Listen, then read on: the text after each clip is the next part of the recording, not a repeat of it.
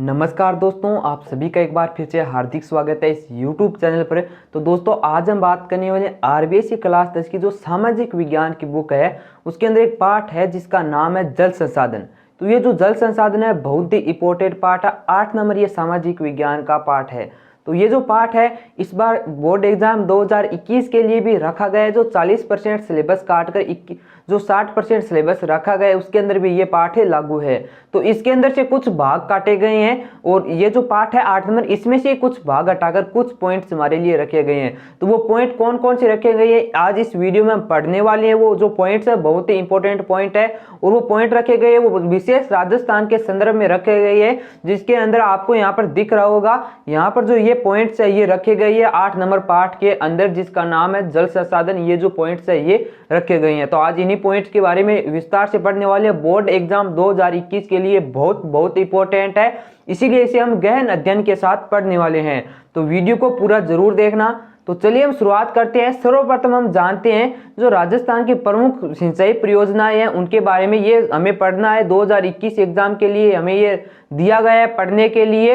ये सरकार की तरफ से हमें दिया गया है ये जो पॉइंट्स है ये। तो चलिए सर्वप्रथम हम करते हैं राजस्थान की परियोजनाओं के बारे में, सिंचाई परियोजना के बारे में कि कौन कौन सी है। तो सबसे पहले हम देखते हैं एक परियोजना है जिसका नाम है चंबल घाटी परियोजना। तो ये जो चंबल घाटी परियोजना है बहुत ही इंपॉर्टेंट है। इसमें से एक या दो क्वेश्चन जरूर एग्जाम के अंदर पूछे जाएंगे, हर बार पूछे जाते हैं। चंबल घाटी परियोजना बहुत ही इंपॉर्टेंट है, तो इसे ध्यान से समझिएगा और देखिएगा। तो ये जो आपको दिख रहा है मेरे पीछे, ये जो सब दिख रहा है ये क्या है? ये है चंबल घाटी परियोजना। अब हमें इसके बारे में लिखना कैसे है, कैसे हमें अगर एग्जाम में क्वेश्चन पूछ ले तो हमें कैसे बताना है, तो ये आप देखना। तो हमें किस प्रकार से लिखना है वो आपको मैं बता देता हूं। तो चंबल घाटी जो परियोजना है ये मध्य प्रदेश और राजस्थान की एक संयुक्त परियोजना है, यानी मध्य प्रदेश और राजस्थान की ये एक मिलाकर परियोजना बनाई गई है। चंबल घाटी परियोजना मध्य प्रदेश और राजस्थान की एक संयुक्त परियोजना है, ठीक है। और इसका जो निर्माण है ये किया गया था 1953 ईस्वी में। कौन सी परियोजना की हम बात कर रहे हैं? चंबल घाटी परियोजना का निर्माण 1953 ईस्वी में मध्य प्रदेश व राजस्थान के द्वारा मिलकर किया गया था, इसीलिए यह मध्य प्रदेश और राजस्थान की संयुक्त परियोजना है। और इस परियोजना का मुख्य उद्देश्य क्या है? इस परियोजना का मुख्य उद्देश्य है बाढ़ को रोकना, सूखा, अकाल, यानी जो भी विपदाएं आती है बाढ़ के कारण, सूखा पड़ता है, लोगों को जल पहुंचाना, इन सभी विपदाओं को रोकने के लिए इस परियोजना की शुरुआत की गई थी। और ये जो परियोजना है चंबल घाटी परियोजना, इसका निर्माण 3 चरणों में पूरा हुआ था। कितने चरणों में? 3 चरणों में। तो वो 3 चरण कौन कौन से हैं हम देखते हैं। तो जो 1 नंबर चरण है उसके अंदर क्या हुआ था? उसके अंदर मध्य प्रदेश के अंदर एक जिला है जिसका नाम है मंदसौर। 1 नंबर चरण की हम बात करें मध्य प्रदेश के अंदर एक जिला है जिसका नाम है मंदसौर। और इसी मंदसौर के अंदर एक बांध बनाया जाता है जिस बांध का नाम है गांधी सागर बांध। तो ये मध्य प्रदेश के मंदसौर जिले में आपको याद रखना है, पूछ लिया जाए कि जो गांधी सागर बांध है वो कहां पर है और किस जिले में बनाया गया। ये मंदसौर में है, मध्य प्रदेश राज्य के अंदर मंदसौर जिला है जिसके अंदर एक बांध बनाया गया है जिस बांध का नाम है गांधी सागर बांध। तो पहले चरण के अंदर तो गांधी सागर बांध का निर्माण होता है मध्य प्रदेश के अंदर, और फिर इस बांध से अलग अलग नहरें निकाली जाती है और अलग अलग लोगों तक पहुंचाई जाती है सिंचाई की परियोजना के लिए। ये पहला चरण हो गया। 2 नंबर अगर चरण की हम बात करें तो 2 नंबर चरण में राजस्थान के अंदर एक चित्तौड़गढ़ नामक जिला है। उस चित्तौड़गढ़ के अंदर एक रावत बाटा नामक स्थान है। उस रावत बाटा में राणा प्रताप सागर बांध का निर्माण किया जाता है और फिर राणा प्रताप सागर बांध से भी अलग अलग नहरें निकाली जाती है सिंचाई के लिए। तो ये 2 चरण हो गए। अगर 3 नंबर चरण की हम बात करें तो 3 नंबर चरण में कोटा और बूंदी की सीमा पर, यानी कोटा और बूंदी दोनों की सीमा के बीच में एक बांध बनाया जाता है जिस बांध का नाम है कोटा बैराज बांध। तो इस कोटा बैराज से भी बहुत सारी नहरें निकाली जाती है सिंचाई के लिए। तो ये तो हमारी बात हो गई किसकी? चंबल घाटी परियोजना की। तो अगर आपको चंबल घाटी परियोजना के बारे में पूछेंगे तो मुझे लगता है आपको समझ में आ गया होगा, नहीं आया तो एक बार वीडियो पीछे लेकर दोबारा से देख सकते हैं। तो अब आगे देखते हैं इंदिरा गांधी नहर के बारे में या राजस्थान नहर के बारे में। यह भी बहुत इंपॉर्टेंट है, इससे भी एग्जाम में जरूर क्वेश्चन पूछा जाएगा। इंदिरा गांधी नहर या राजस्थान नहर के बारे में।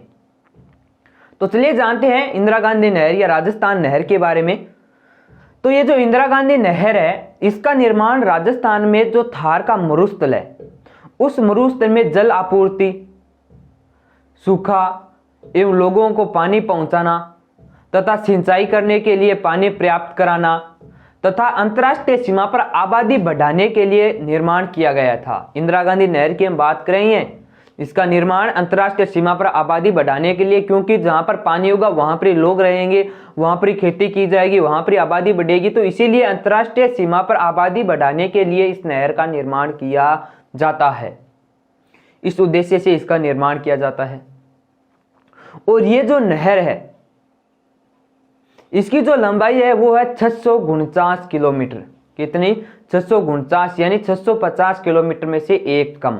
649 किलोमीटर इसकी लंबाई है। और ये जो सतलज और व्यास नदी के संगम पर एक बांध बना हुआ है, जिस बांध का नाम है हरिके बैराज।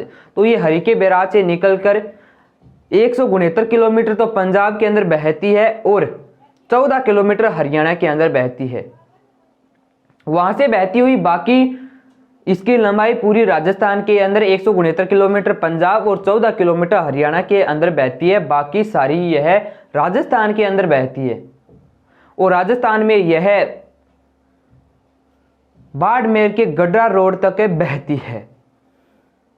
और इसके द्वारा राजस्थान में 9 जिले, 29 कस्बे, 3461 गांवों को जल की आपूर्ति की जाती है। याद रखने लायक बात है, इंदिरा गांधी नहर के द्वारा राजस्थान के अंदर 9 जिले, 29 कस्बे और 3461 गांवों को जल की आपूर्ति की जाती है। मैं बात कर रहा हूं इंदिरा गांधी नहर परियोजना के बारे में। तो ये जो आपको दिख रही है, ये इंदिरा गांधी नहर है। तो इसका निर्माण इंदिरा गांधी द्वारा करवाया गया था। और राजस्थान में जो थार मरुस्थल के कुछ भाग है, वहां पर पानी पहुंचाने के लिए लिफ्ट नहरों का निर्माण किया गया। तो ये लिफ्ट नहरें क्या है, ये भी मैं आपको बता दूं।